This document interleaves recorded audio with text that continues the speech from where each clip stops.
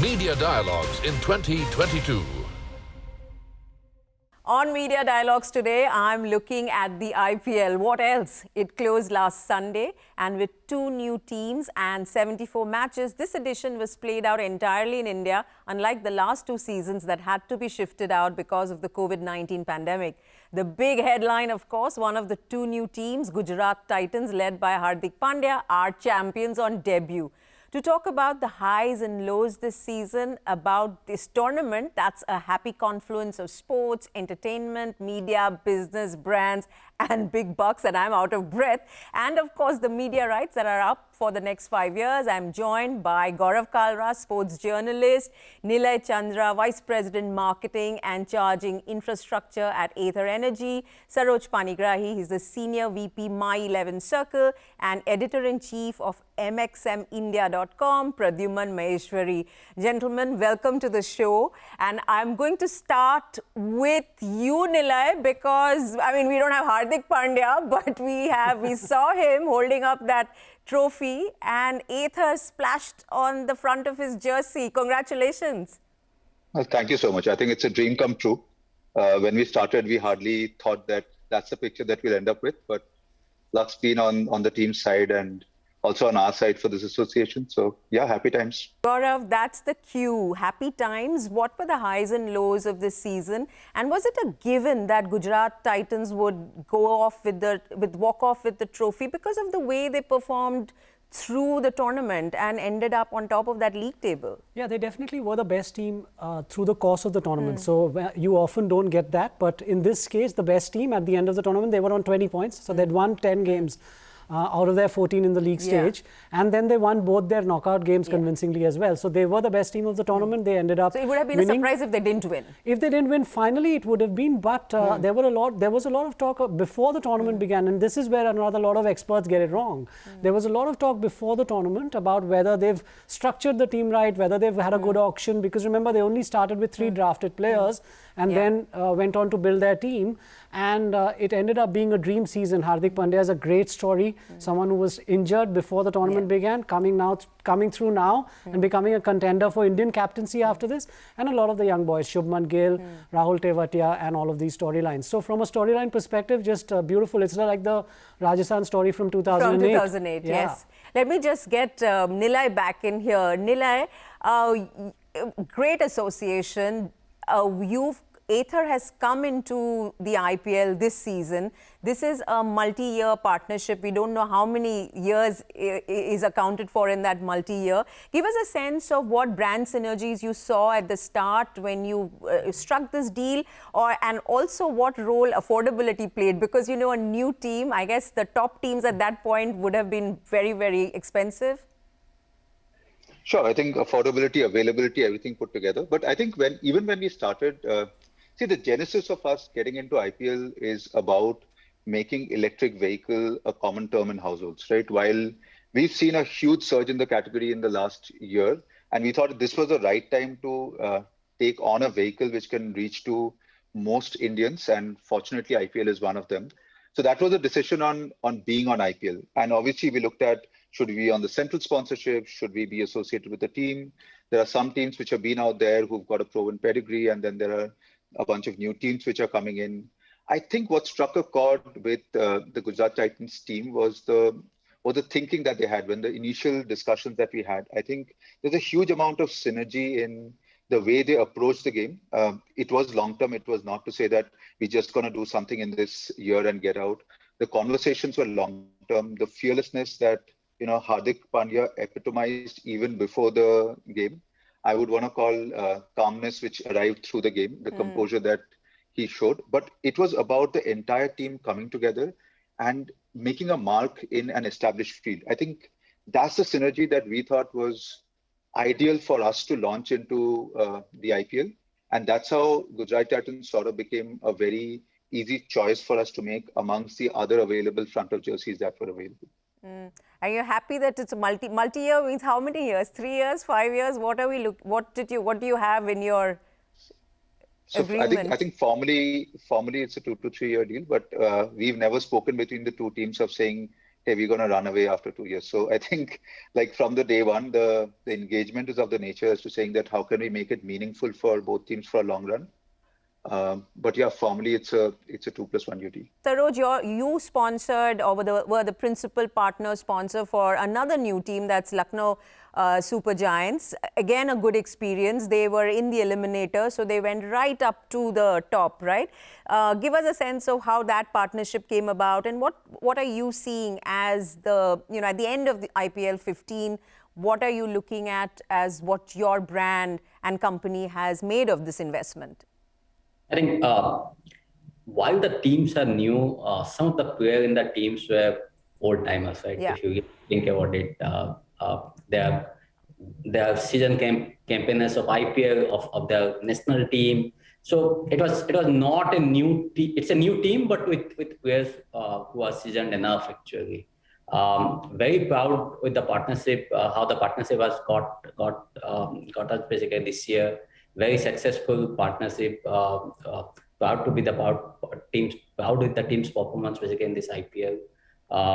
Lucknow was a perfect fit for us as it represents the central parts of India, which had a lot of die-hard fans, but never had a cricket team of their own. Right? Yes. This time when they had a cricket team of their own. So we thought basically this is a good time to basically enter to that partnership and serve that central part of India.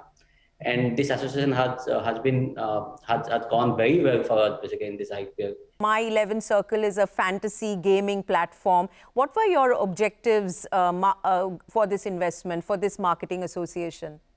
I think fantasy space is a very, very crowded space as of now. IPL kind of an event which gives a lot of viewership, and it kind of helped us to get to the cricketers in India with our name. Right, with our brand presence, and because of the performance of Lucknow Super Giant, it made us very easy to get our brand to a lot of cricketers in India and get a lot of cricket fans in India. So our main aim was to basically get to all the cricket fans in India with our name and the brand. Right. Pradyuman, I was looking at some TAM sports data, and they were talking about volumes being up at least for the first 40 matches or even up to 59th match by about 6%. Give me your highlights when it comes to the sponsorship and the stuff that we saw play out in terms of the money behind the tournament. Well, first off, I'm still reeling under the post-IPL blues. 75 matches, 65 days. It's been an amazing, and it's been on for the last 15 editions, right? 15 years, and it is an amazing event. But to say whether it's our Super Bowl, well, it is India's Super Bowl, but it's not exactly the same Super Bowl standards in terms of money is earned, in terms of the entire razzmatazz around it, even though it is our biggest sporting event. In terms of sponsorship, well, the sponsorships did go to Tata's was there, but of course, being a legacy brand, it was interesting that Tata's associated with it, though they used it as a launch pad for all their new businesses, businesses. And look at everybody else, except for say a Pepsi or some of the brands like Pepsi. All of them were new players, whether it is the fantasy games, whether it was and it was of course also offered a great opportunity for the surrogates, whether it was alcohol or pan masala or whatever they call it. It has been a good run for them to showcase their products and perhaps beat the rules. Nilay, you all advertised, as in you took spots, so you bought advertising time on the digital broadcast. Explain why the digital broadcast and why not the television broadcast? I don't think there is, to be very honest, I think we thought about both, we dabbled with both, and then we ended up making a choice. So I don't think there is a single answer to that.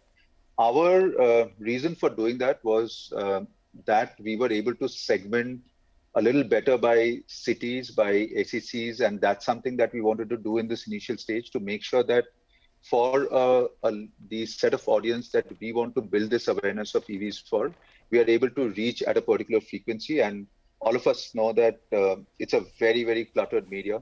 To be able to get people's attention in this media, you need a certain amount of exposure.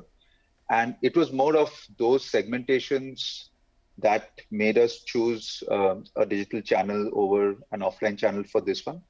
But I don't think there's a single answer. Maybe next year we do something different. It all depends on what our purpose for that particular year is. Right. And, you know, I've been reading about Aether and all your goals. You have, what, 100 cities in the next year is what you want to reach from 24 today, if I've got that data right. And also, you're looking at, in the next 3 years, going to 1 million scooters, right?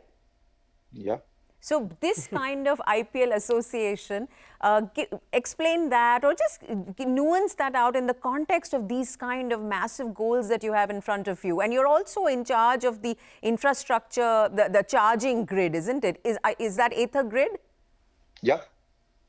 Yeah, that's Aether Grid. So, see, at the juncture that we are, we've been like edging the adoption of this category. We've always been at the forefront of getting people to understand this category, familiarize with it, and hence adopt, right? Initially, our task was really with the early adopters, and we did that job with our initial launches of the 450 and then the 450X, right?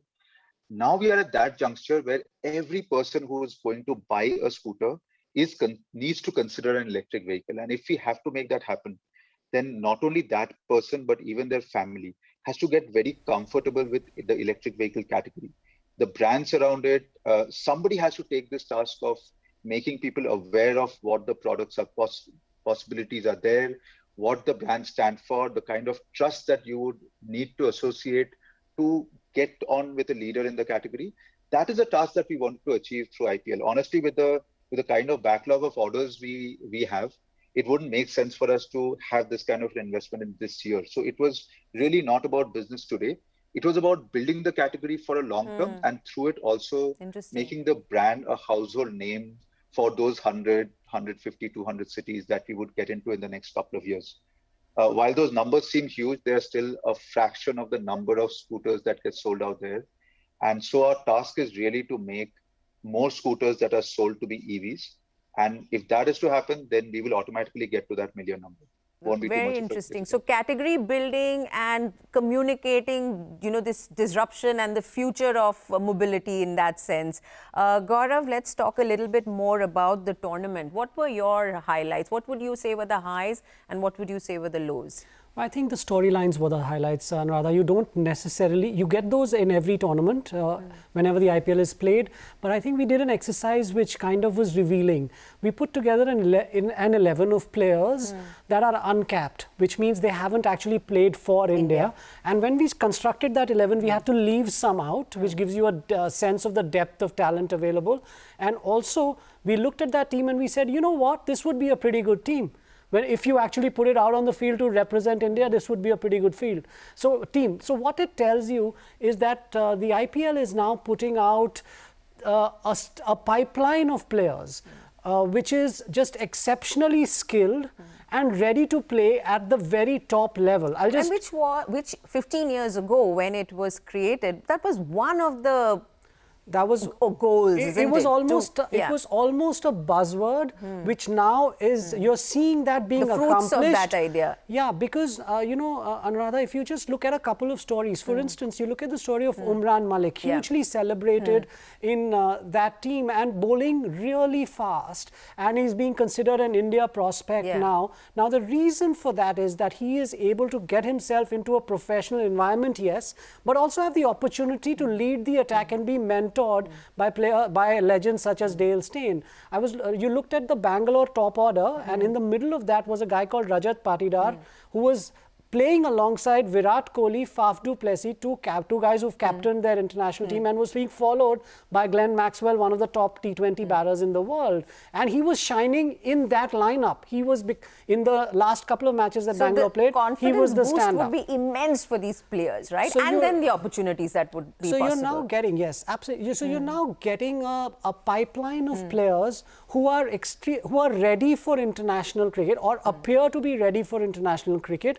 And you're getting them by the volume. So, there was a fear. So that's a key high. That's a key high. And there was a fear, Anuradha, when the teams were extended to 10. That is there enough talent to service these 10 teams? Will we see a drop in quality? Yeah. We've seen the converse. We've actually seen an exceptionally high quality of performance from a lot of these young players who've got the opportunity because of this spread.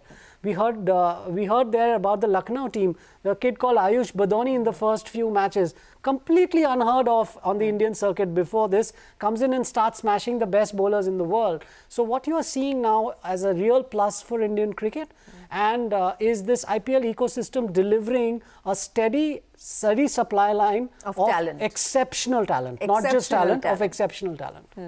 What's the other high besides this? Well, I think the entertainment factor. The IPL, when it was conceived, T20 cricket, Anuradha, when it was conceived, was thought of a batsman's game. A game in which batters are going to come in and hit big sixes.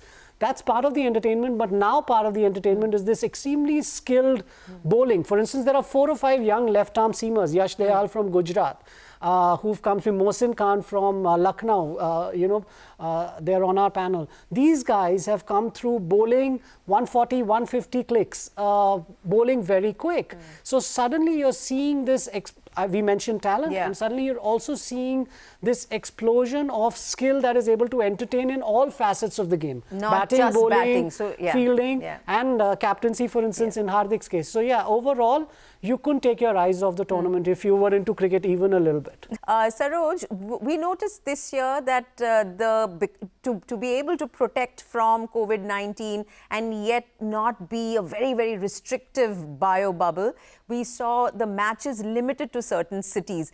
Did that sort of get in the way, the fact that the Lucknow team could not play in Lucknow? How do you see that, the impact of the fact that teams could not play on home ground?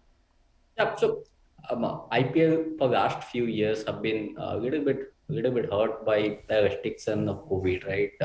Last few years, as you mentioned, basically IPL happened outside India. This year it happened in India, but with limited capacity of crowd allowed at the start, and then basically we increased the crowd participation over there. And also, as you said, it restricted to some parts of India.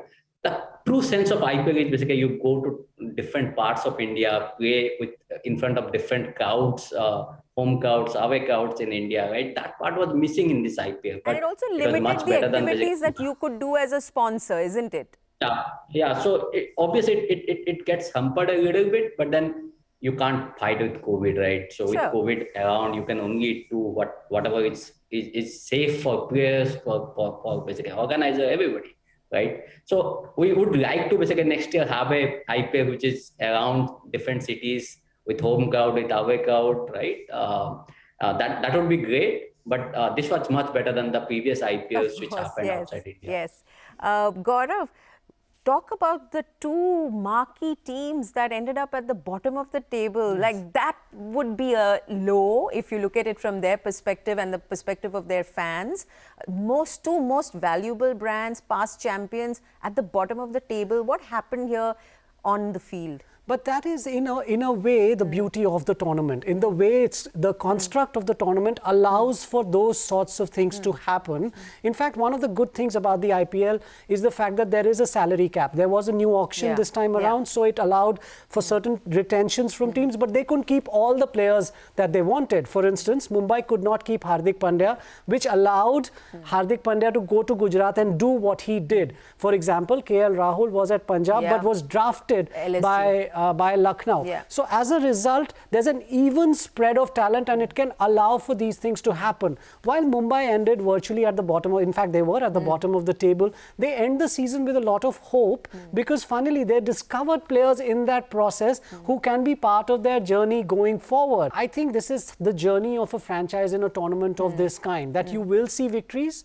and you will see very depressing lows, and the teams accept that because of the fact that this is a very even playing field. But what do you do when you lose in this manner? You rebuild. Chennai had that exact same problem in 2020. They suffered badly. They missed the playoffs for the first time, came back in 2021 to win. I think if you're a neutral observer, and even if you're a Mumbai or Chennai fan, you celebrate the win of a Gujarat because you say, here's a tournament, here's a team that no one expected. All the experts, so-called experts, said, no, it's not going to go anywhere. Here they are at the end of it on a victory parade on the streets of Ahmedabad. It's a wonderful story. Yeah. In fact, Lucknow Super Giants, I think, had a better team composition, isn't it, going in at the auction stage? Absolutely. That's where I think there's a lot of theorizing which falls flat on its face in the IPL, with expertise coming in talking about that, because ultimately it's about the combination of players and how well they come together. Lucknow had a really good season because they did put together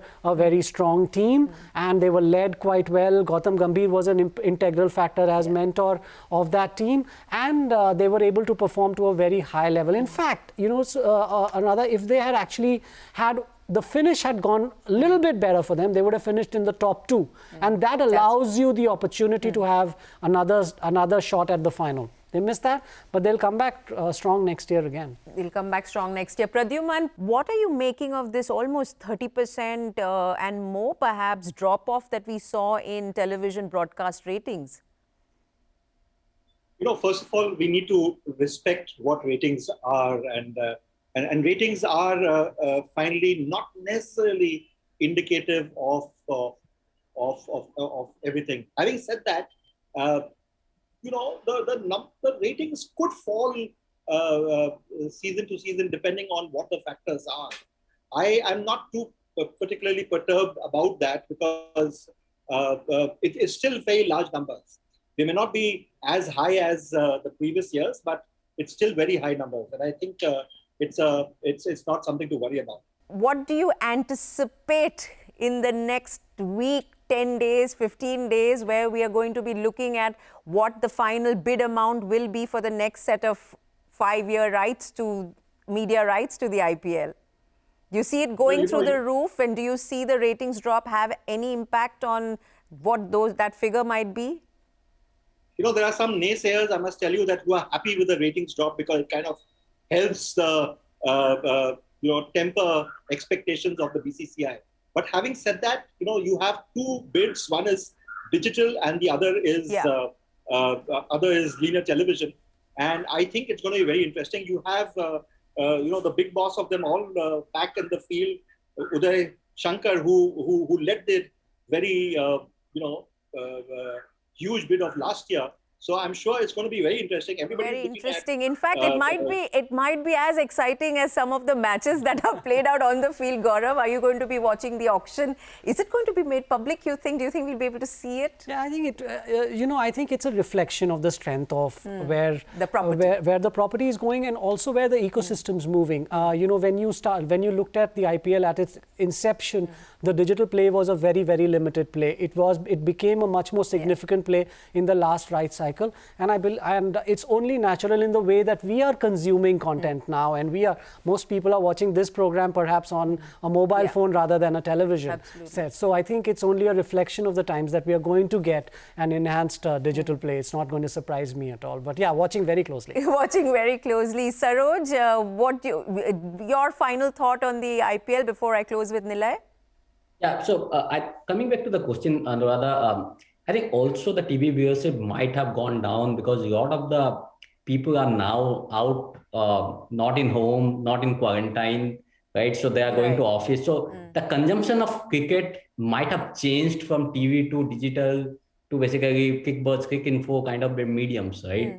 So that might be one of the reasons. But the popularity of cricket is on the up, and I think the property like IPL, it would fetch basically at least few X more than basically what it did last time. Okay, wow, that's good to hear. Nilay, your closing thoughts as a marketer, as someone who is now going to be linked and associated with the IPL, with both via Gujarat Titans and your own marketing objectives going forward as a company.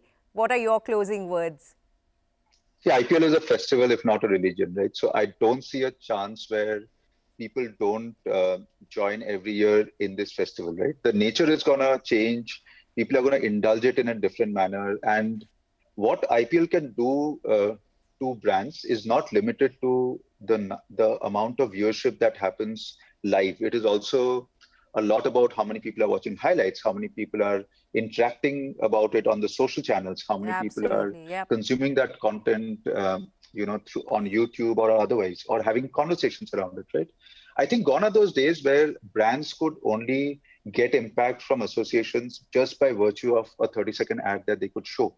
I think it's become a lot more integrated. It's become a lot more spread out into multiple channels. So yes, as we keep going ahead, if we start measuring success or failures of property only by the BARC ratings or the viewerships, then you might see a lot of ups and downs. But if you do a social listening, if you try and understand what is the percentage of consumers who are actually interacting with a property like this, I'd be damned if that number goes down anywhere in the years to come. The tournament is exciting. The roots of it is fundamentally set well. It's an equal playing field. It's the chance of an average Indian cricketer to shine in the world.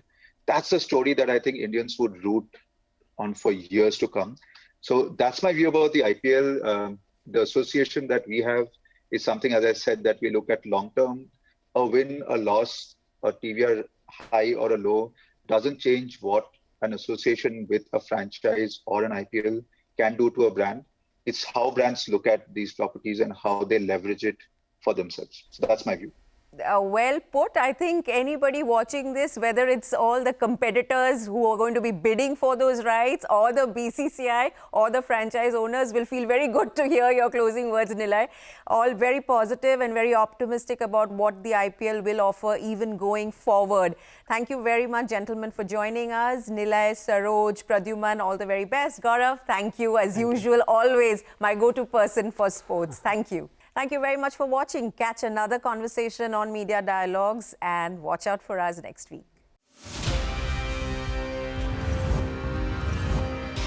Media Dialogues in 2022.